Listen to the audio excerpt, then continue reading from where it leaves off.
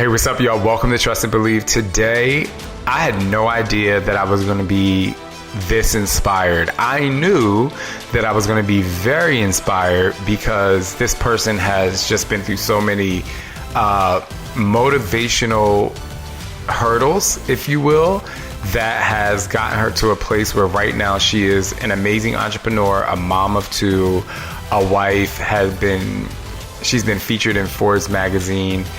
And I think you are all just going to be enlightened, empowered, and you're just going to leave this episode of Trust and Believe feeling really great about who you are and what you can become. Sit back, relax, and get ready because Dayna Bolden is going to inspire the heck out of you. Somebody say hell yeah! What's up? He's better than Oprah. Come on, y'all. This is Shaun T, and it's time to trust and believe.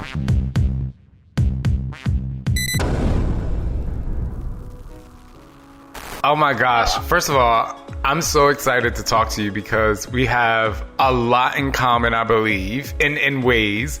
But more importantly, you just seem like the new breath of fresh air that's going to be in my life. And I have to be very honest. So Erica, you know Erica Vane? Yeah. Yeah, so Erica introduced you to me, kind of just brought you to my life. And I spent so much time on your page, just like kind of going through, especially your highlights about me. And I just was like, you know, I really wanted to talk to you because I was like, I know I'm Shaun T and I know I've been around doing this, but I need some tips because you seem like you have them together. Oh, thank you. Thank you so much. I'm just honored that she brought us together. I mean, when she told me like, oh, you want to do this interview? I'm like, of course. Oh my gosh.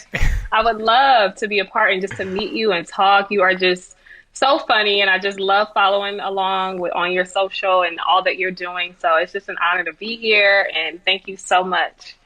Yeah, thank you. All right, so just so you know, I keep it very real on the podcast, so you could just be 100% you, which it seems like you are anyway. Yeah. But, you know, I want you to take me back because I think one of the places where we line up in terms of our like connection is being an athlete.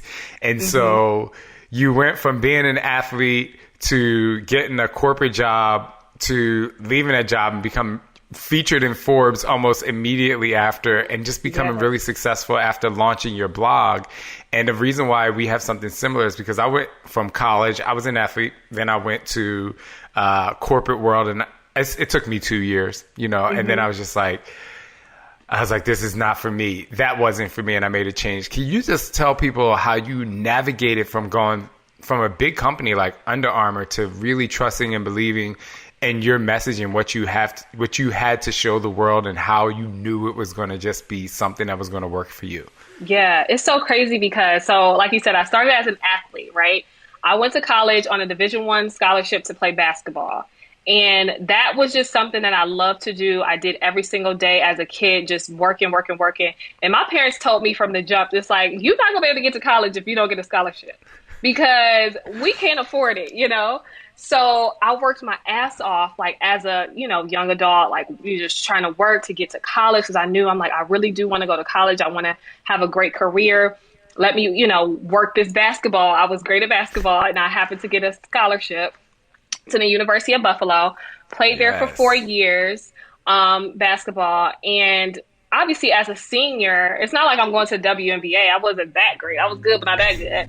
And I knew I just wanted to be, you know, a corporate professional. I think, you know, just growing up, it was my dream to just have a great career in a professional setting. So I graduated from Buffalo, and I landed an internship at Under Armour for the summer. And I was like, oh my God, this is amazing. Like I'm working for a great company. This was 10 years ago at this point, but Under Armour was booming and, you know, growing so fast. And obviously coming from being an athlete, I'm like, oh my God, I can work for a major athletic apparel company. And I was like, this is amazing. And I went to school for business marketing. So I'm like, that's my goal. I want to be able to, you know, affect the marketing efforts for a major athletic apparel brand. This would be amazing. So I graduated, got the internship.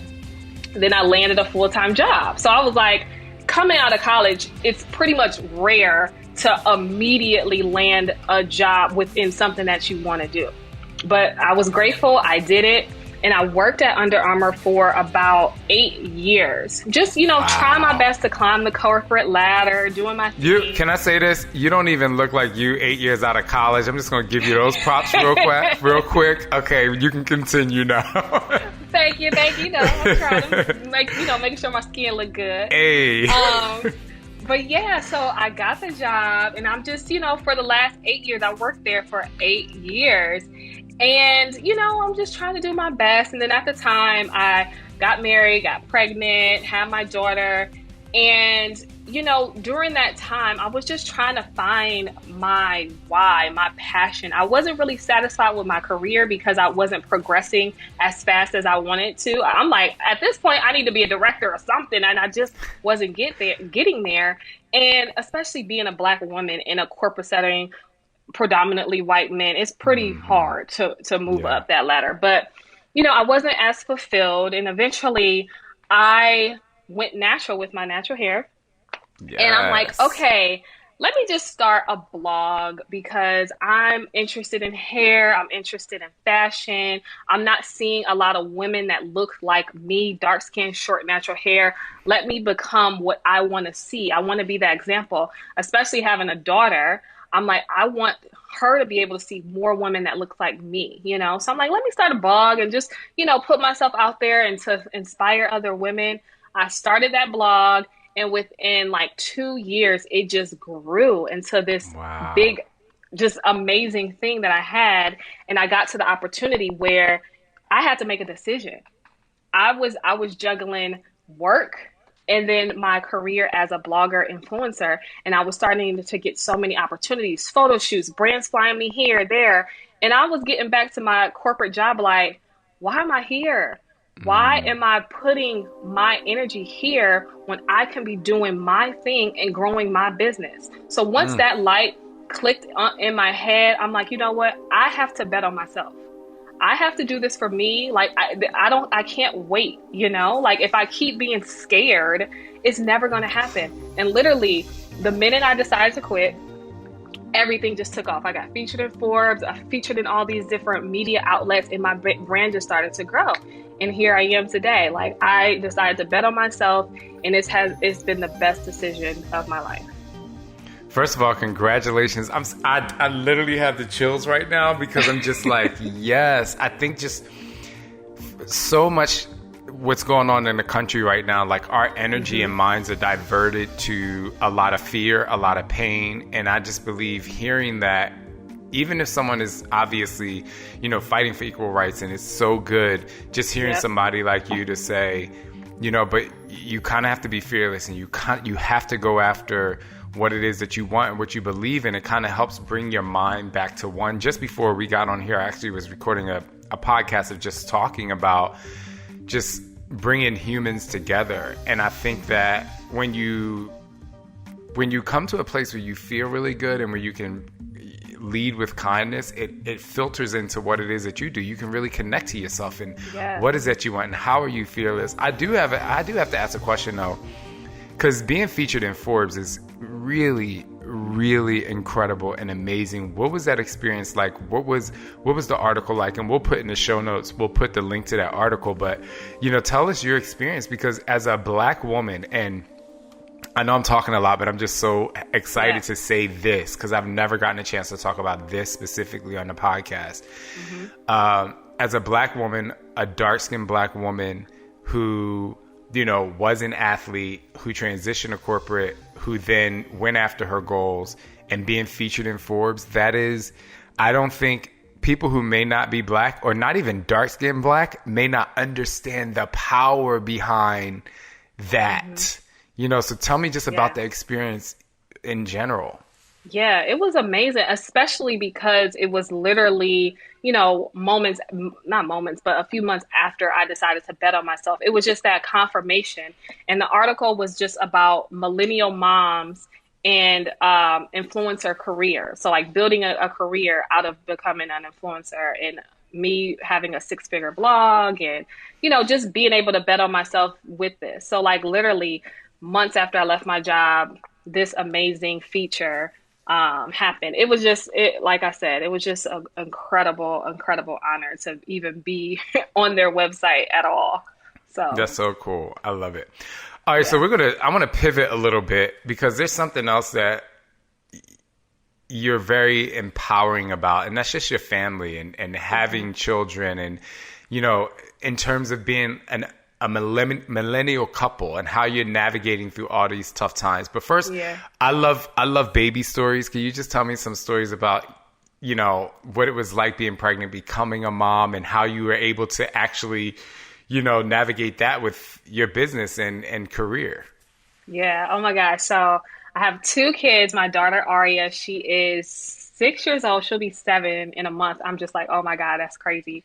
And then I have my son, Bryce. He just turned 1 like 2 months ago. And I'm just congratulations. I'm just in love with them. Obviously they're mine, but the fact that I have my boy and my girl that I always dreamed and prayed about. Like when I had my daughter, obviously that wasn't planned. So my husband, today is our anniversary. So we celebrated our anniversary. Thank you. And we got pregnant with my daughter. That wasn't planned, but it was obviously a blessing from God. And I think with me having her, it really inspired me to want to be better. I wanted to be able to provide for her because I felt like back then, 6 years ago, we were in a place where financially, we weren't great. I mean, we're living paycheck to paycheck. And I'm like, I always knew that I wanted better for her. I wanted to be able to build for her. I don't want her to be able to struggle. So I think a lot of what made me build my career was just seeing her and just she being my inspiration. So, just being a mom in general has been an amazing blessing for me. And then I just had my son a year ago. And it feels like a month, I'm sure. I know. I was like, this went so fast. And it's so crazy because I was pregnant with him as I'm building my business, right? So I've only been an entrepreneur or doing this full time for 3 years. And last year when I was pregnant with him, I was still trying to do the most. I'm like, I got to do this. I got to do this. And we really just recently moved to Atlanta a year ago too. So I moved and had a baby at the same time, which is crazy. I think the next completely crazy. I was booked to be featured in Essence, like Essence Fest a year ago. And I'm like, I'm freaking 8 months pregnant.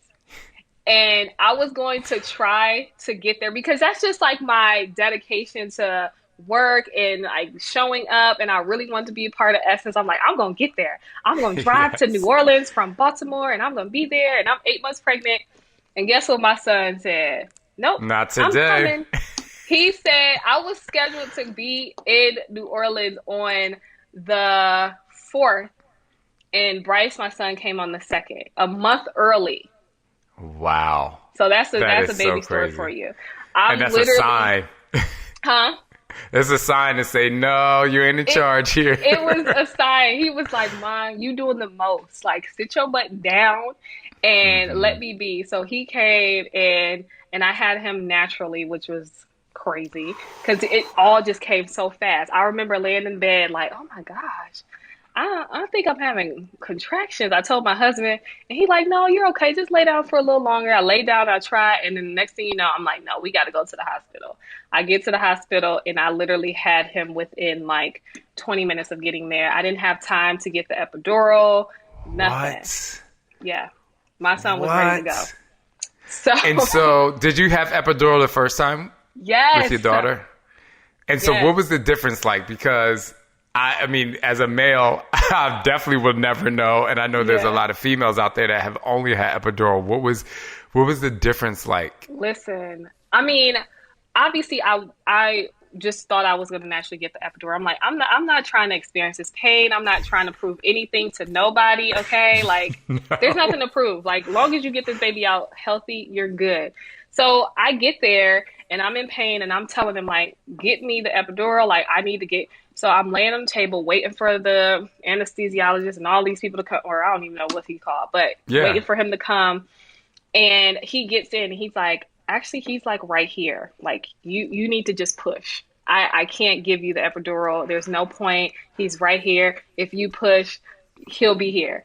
And I'm like, no, I start freaking out. I'm like, I can't do this. And the doctor's telling me, Dayna, just push, just push. And then Oh, obviously I had to push. wow. And I mean, the pain was there, but honestly, it was the best experience. It was the best. If I had to look at both natural and not medicated, it was better because I healed faster. I don't know what Wow. it is, Interesting. but I mean, God built us to have babies like this. It's not like, you know what I'm saying? It's like we're able to do it if we want to. It's painful as hell for sure, but our bodies just snap back easier. So That's so honestly, interesting. if I was to have another child, I'm not. But if I was, I think I would. I think I would do natural again, even though that wasn't my plan and it wasn't expected. I would do it again. I think one of the things that's happening in the world, and, my husband and I, we have almost 3-year-olds, and we talk a lot about how children, change the relationship, enhance the relationship. Sometimes it doesn't work with relationships. So how have you and your husband, I mean, you guys met in college. So Yeah. you've been together for a while. You've experienced a Yeah. lot of, changes and enhancements in your lives individually, I'm sure, and together. How are you staying connected after so long, having children, managing career, you now being an entrepreneur? Because there are a lot of people out there right now that are trying to do what you've been successful at doing, but they do have children and they are married, and they might have a fear of, how is this going to affect my relationship with my spouse? Yeah, that's a great question because honestly, if I didn't have my husband or if he didn't have the personality he has, I wouldn't be where I am today because I feel like, or he is very caring and he's not selfish. I feel like it takes someone to not be selfish to want to see you win and thrive and to work. Because for me, especially in the early days when I'm grinding it out and I'm committing so much of my time to build, it's like if he was selfish and if he didn't really want to see me win, or if he didn't care about my dreams and he's just like, no, don't do that, don't spend all your time in that, then I wouldn't have been able to work and get to where I am. So in the beginning, it definitely took a lot of sacrifice, and I'm not gonna lie, it was not easy.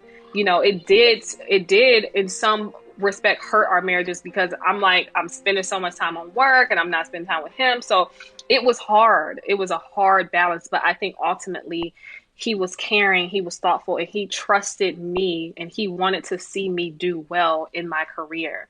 And obviously that kind of support helped me get to where I am. And then obviously having the kids is like a whole nother beast. But we've managed, we're, like I said, 8 years married, 13 years together. We've grown so much. It's like, I'm not the same 19-year-old I am when I met you now at 32. It's like, we're completely different people, but I feel like we've been able to grow together. I feel like sometimes in marriage, people tend to just grow apart or they change and become different people. And even though we change, that's fine. We still should be able to grow together and accept each other, new things about each other and learn. It's okay to still learn. I'm still learning my husband after 13 years of knowing him.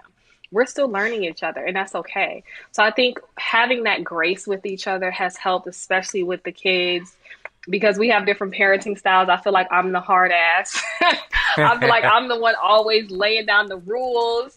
That's you too? That is me all the way. I mean, Scott has done some come up, what I like to say. I'm like, I can't always be the bad guy. Right, so now he has some come up, and I'm like, okay, like this is cool. But I've also been able to be more caregiving rather than just like the disciplinarian. I mean, obviously our kids know that we love them and they're happy and stuff, but when it comes to that, so I feel you on that level. Right. So yeah, we definitely had to compromise on that so he could come up too and be like, okay, I can't be the one always, like you said. So there's been compromise on that and just parenting styles, but learning each other. But it's ultimately been great. I feel like, making time for each other has been huge for us because of, again, the careers and the kids. It's like we still can't forget to love on each other. We still can't forget to have our time, whether that's like, okay, putting a date night on the calendar or having this alone time together is so important to keep that relationship thriving. you answered you answered my next question. See, you and I, we would vibe all day. Yeah. But you answered my next question because I talk a lot about growing individually together. I think when people get married, especially as young, some people get married young, they feel like, we have to be on the same page in everything we do, and we have to have common interests in everything we do, and that's the only way it's going to work. And by the time they hit 35 or 40, this person wants to be, a CEO of this, and this person wants to be an entrepreneur of this, and then they feel like, oh, well, we want two different things. And in my opinion, one of the things that Scott and I constantly do is just talk about so what is your goal? I mean, yes, we work for the same company, but we still have different goals in what it is that we want. And he has his way of working and I have my way of working, and we challenge each other in those ways, but we also respect and support each other and where each other wants to go.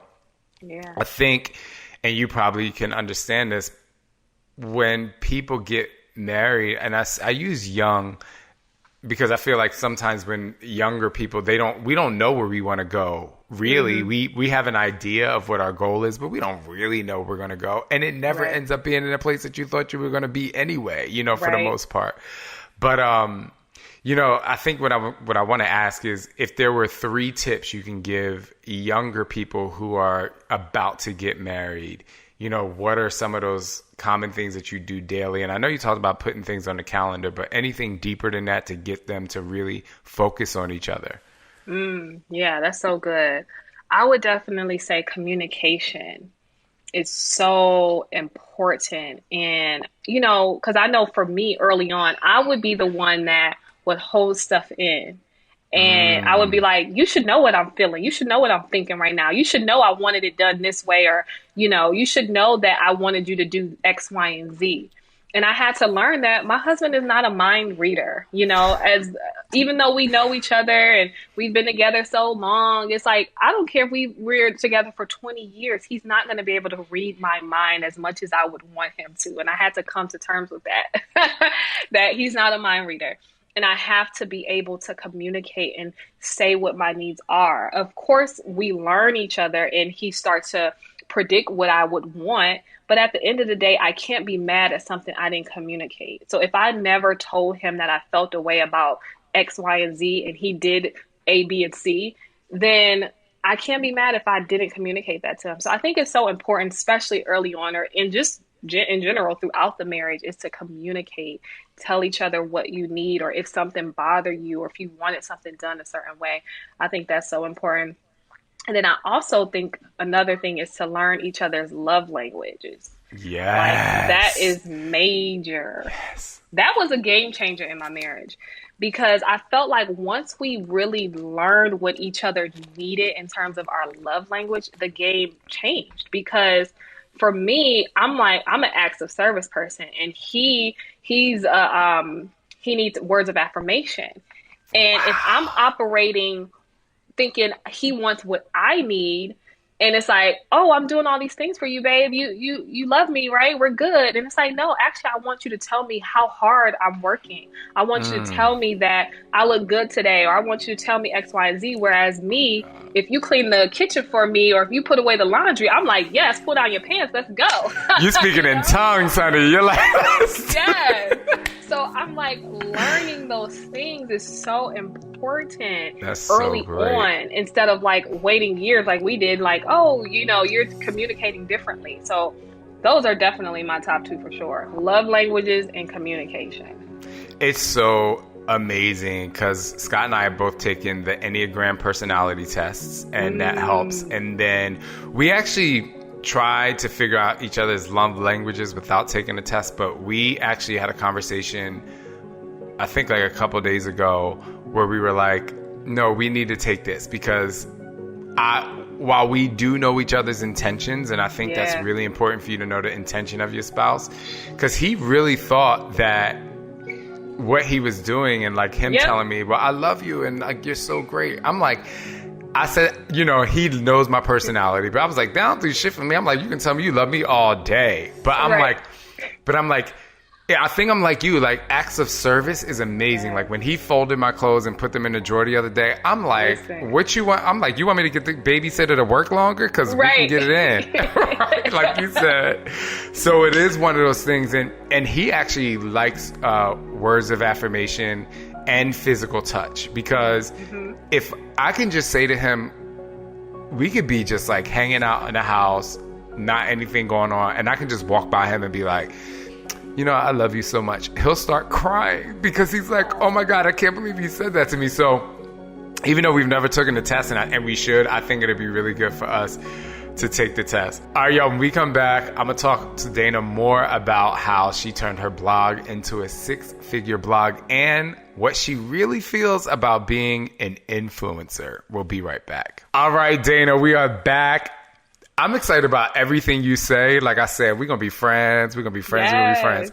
But let's talk about this business, because you turned your blog into a 6-figure business. And I think when a lot of people hear that, they're like, wait a minute, how? Like, someone said that writers don't make money. How were you able to do that? And then the second question to that is, how were you able to manage now being a social media influencer, if you will?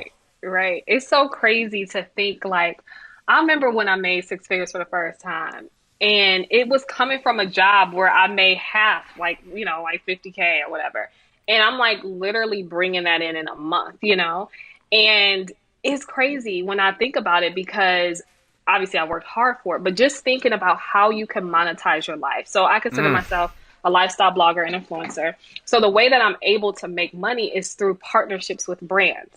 So brands want to advertise, right? And especially now, it's like everything is on social media. People trust the people that they follow more than a celebrity that they see online or on, you know, TV or just commercials. It's like, if my friend recommends this lipstick, I'm a 9 times out of 10 trust her recommendation over some random person or commercial that they see on TV. Right. People love to trust. They love the trust aspect. Same thing when you are looking for a restaurant. You're going to look at the reviews first. It's like, let's see what people are saying before I start investing my time and my money going to this restaurant. We want to feel connected. We want to get those reviews first. So that's why I feel like influencer marketing is absolutely here to stay. And that's how I'm able to monetize it, is because brands understand that influencers are where it's at in terms of marketing. And I'm able to use my platform that I built on Instagram, on my blog, and to be able to share the products that naturally flows within my lifestyle. So everything that I'm taking is things, it's like I'm working with brands that I naturally would love and want to endorse and work with, and I feel that will add value to my audience life. You know, I'm at the point where I'm not just taking anything. It's like, if it's something that doesn't align with my brand, I'm not going to take it. It doesn't even make sense, you know, for me. Right.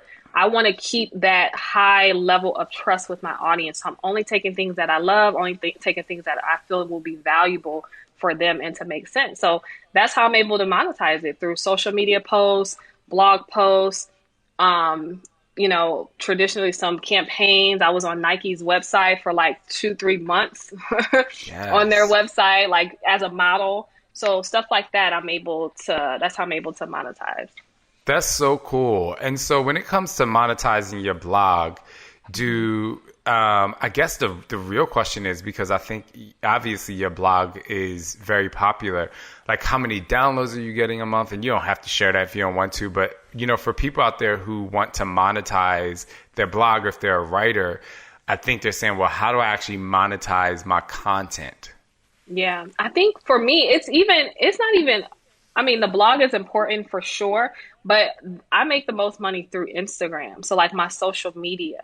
So like a lot of the times that's what brands are paying for. Like I have my blog and I definitely get the views on there too, but it's more so because of my social media audience. And I don't have a ton of people. I have, I think like 87,000. You know, I'm trying to get to your level. I'm trying to get to 1 million. Well, I'm going to help you out. I was going to say, well, you helping me out. I'm going to help you out. I'm learning. I see a lot of times when I ask these questions, even though, you know, like I say, I'm Shaun T, but I ask these questions because I learned so much from things like this. Like, and you know, just listening to you, and I'm not going to get too emotional here, but it's really nice to talk to a Black woman that is like powerful and motivating and inspiring, because like and I don't know if a lot of black men will say this. I'm sure your husband says this to you, but like black men, we need that. We need to see black women like, defy the odds, to go after things, to know that, because I look at your social media page and it doesn't look like an influencer page. It looks like what you said. And you're like, this is me. Like, I'm already ready to do like a hair product situation with you. Like, let's go. Like, I could be a test subject because I need to, I'm trying to figure out things, you know what I'm saying, with this new hair.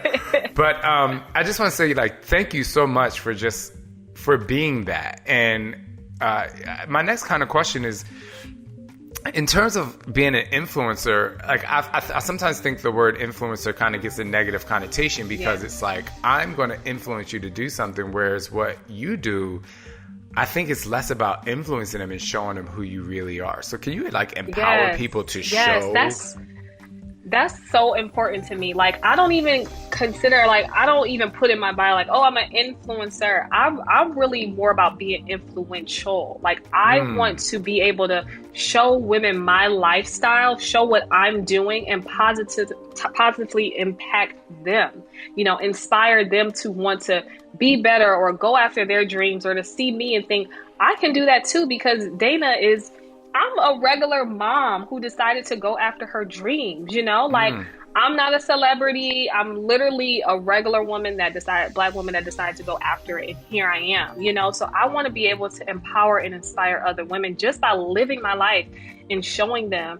And I get messages on a daily from women saying, oh, you inspired me to work out, or, oh, you inspired me to, want to have kids, or, oh, you inspired me in my marriage because I see how you interact with your husband. Like, that is what just warms my heart. And it's like, I know I'm walking in my purpose. It's like God put me on this earth because I am inspiring the masses, whether it's 100 people or 1,000 people, as long as I'm impacting somebody in a positive way, I know that I'm walking in my purpose. And I feel that way every single day with every post, every Instagram story, me sharing my life. Literally, I have people say, thank you for sharing your life.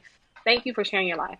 Because I feel like just from me sharing, it's helping people, even just a smile, like even showing me and my kids interacting, me and my husband on our anniversary vacation, playing one-on-one basketball, like that brought so many smiles to people. And it's like, that's what I'm here for. I'm here, especially right now. It's like so much negativity. Obviously, we're going through a pandemic. People are dying. It's so many things that are so heavy. So to be able to be a light right now in the darkness, I'm grateful to be that.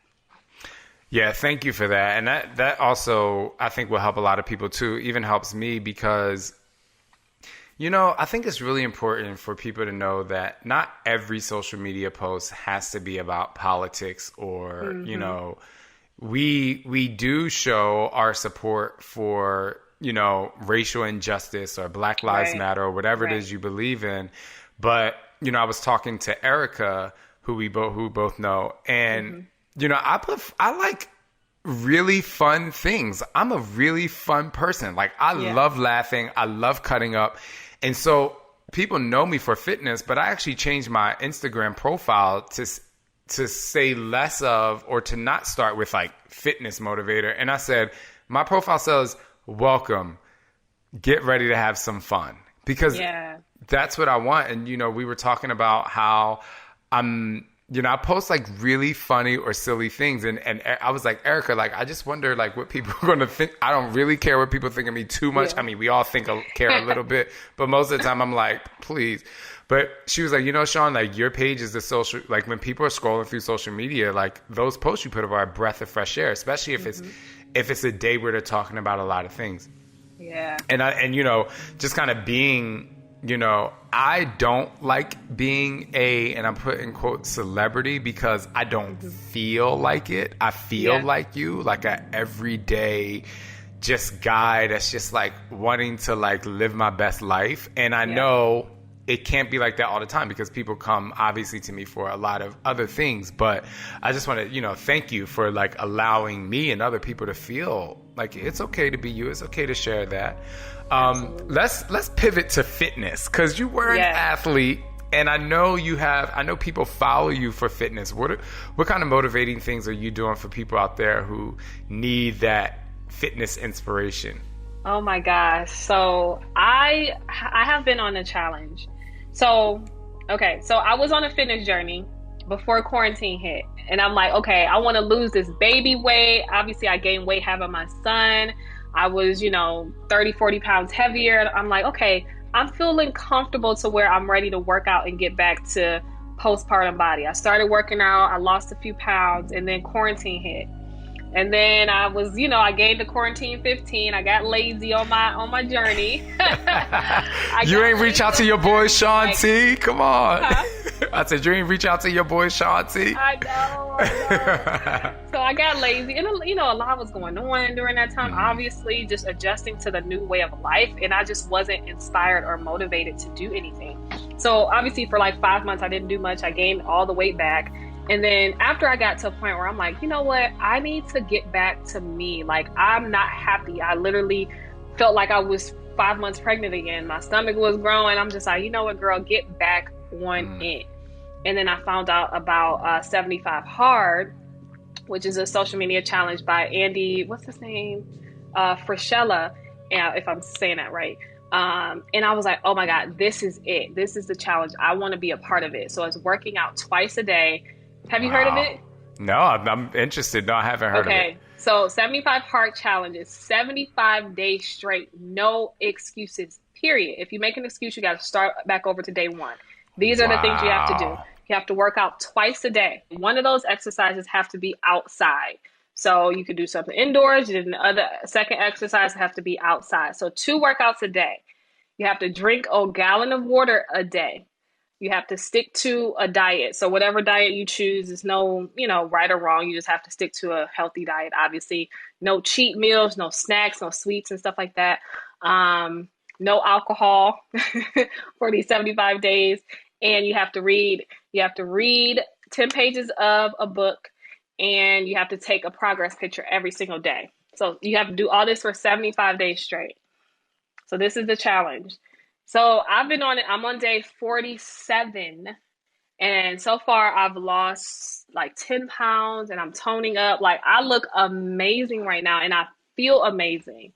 Like, my body has completely changed with just working out every single day and just being committed. It's not even about the challenge. It's not even about like, oh, this is a challenge, you got to work out. This is about discipline. This is about being disciplined enough to say, I'm going to get up and work out twice a day. Because it's easy to do like, oh, once a day, or it's maybe easy to eat healthy, but like to do it for 75 days straight and to be disciplined, be committed, drink your water. Like, it's been great. And along the way, I've inspired so many women to join the challenge, and not even join the challenge, but to just work out and get healthy. Sometimes so many women, especially moms, they make the excuse of, oh, well, I have the kids, or, oh, I can't make time. It's like, you have to make time for yourself. You have to put yourself first. A lot of times it's like, oh, I got to put my kids first. But it's like, if you continuously put the kids or your husband or whoever, your spouse in front of you, then you're going to continue to not, flourish and thrive and be the best for your family. So I tell people all the time, it's like, you got to commit to working out and be healthy, because what's going to happen if you're not healthy? You have to be healthy for your family. So I've inspired so many women to want to get out there and work out and get healthy and get fit. And it's just been great. It's been That's a great journey. Amazing. Thank you for sharing, because a lot of people did gain the quarantine 15. And at the beginning of May, I actually started, because I used to, well, not used to, but before quarantine happened, I had dates to travel and go do live events and live classes. And I started a group called Dig Deeper Nation. Like, I just was like, yo, every day you're going to get the hardest workouts. You're going to push yourself. I'm going to give nutrition, fitness advice, kind of similar to what you're doing. And it's been the best. Like, people want to work hard, and they do eliminate excuses when they have like a motivation. And like what you're saying, you have a group of people that come together and they feel like they're accountable. So that's really great. Congratulations. So what are you doing after the 75 days? Because I got a little challenge for you after you're done, unless you're going to do another 75 of those days. No, I'm not. No, I'm going to do whatever you tell me to do, because I think this has helped me get back into it. And it's like, now there's no letting up. like I said, I'm not having no more kids. So we're done there. So it's like now I'm at this nice size. I want to maintain. I want to stay fit. I want to continue to tone. I have, 30 days left or so. So I want to get to that like tone definition and just continue to like build from there. Like I don't want this to just stop because I don't want to gain the weight. I want this to be a lifestyle change. It's like I may not be working out 2 times a day anymore, but definitely getting that one good exercise in, eating healthy, not just running to get fast food every other day and stuff like that. Like I just definitely want to make smart decisions. Go forward. So cool. I love 75 hard. Yeah. 75 hard. I'm going to try to put that in the show notes because I think that might be really cool for other people to see, especially because they can, you could choose whatever workout you want, right? It's just that you got to go 2 times a day. I love that. I'm going to put that in the show notes. So starting in October, I'm going to do a fitness challenge that's going to take everyone to the end of the year. And it's basically only going to be like 30 to 45 minutes a day, one workout, and just a combination of like cardio and strength, like something like you said, like very simple. And we're going to start out with 20 minutes. We're actually going to start with like 30 minutes a day, then we're going to go 40 and like 45. We're just going to like hit up just the timing a little bit. My last and final question is, how would you help people trust and believe in who they are if they're going through a time of struggle? Wow. It is so hard right now. Like I said, it's like we're going through so much. And honestly, I think if you are going through something, I think sometimes it's okay to rest and take a break. Sometimes we put so much pressure on ourselves, especially with social media, and you're seeing everybody else living their best life. And it's like, if you feel like you need to recharge, it's okay. It's okay to take a break and recharge to get yourself back and fill your cup back up. So I would say like, take a break, meditate, talk to somebody that you really, confide in, and just build yourself back up, fill your cup back up so that you're better for yourself, better for your family or whoever other loved ones that really need you. So that's like my biggest advice for them. And then once you get back there, it's like, continue to build yourself, continue to follow and confide in people that you trust and believe and that can help pour and fill back your cup. It's just so important. I feel like the people around you is important because if you have negativity around you, you're going to continue to feel down. And I try to stay positive like every single day, whether it's like, my friendships, the people that I talk to, having great connections and relationships like this that, just give you that good energy and spirit. We all need that. And if you have bad vibes and energy, just cut those people off so that you can just stay positive, especially during this time.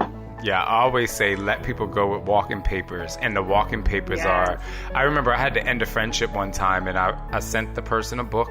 I wrote a really nice letter in the book, and I said, at this moment, I'm unable to be able, I forget exactly what I said. It was basically like, I said it in a nice way, that I'm not able to deal with the energy you bring, but I still wish you the best of luck, the best in life. I still hope that you continue to push forward. It's just that it's not working with us right now. And when I relieved that energy from my life and my space, I felt like a rocket, and I took off even more. And people don't understand that when you are not surrounding yourself around the people that's going to lift you up and build you up, how much of a weight, and it's an invisible weight of energy that holds you down. And so I just love that you said that. I think that's where we are right now, where we can be supportive of the people that we want to step away from, but we have to do it for us. Absolutely. Every time. Dayna, thank you so much. Oh my goodness, I'm so happy that you were able to come on today.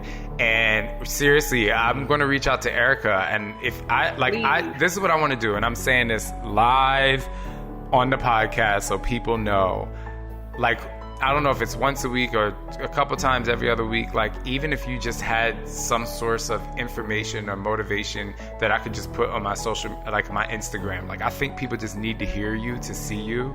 So, and I would love to help you get to that 1 million. So if this is the way it's going to be, then this is the way it's going to be. And I know for you, it's more than about the 1 million. I know you have a really deep desire to touch people's lives. And so Shanti and Dayna are coming for you. So get ready. Get ready. Yes. So thank you so much. This was amazing. Thank you. I appreciate it. I'm so blessed to have had you.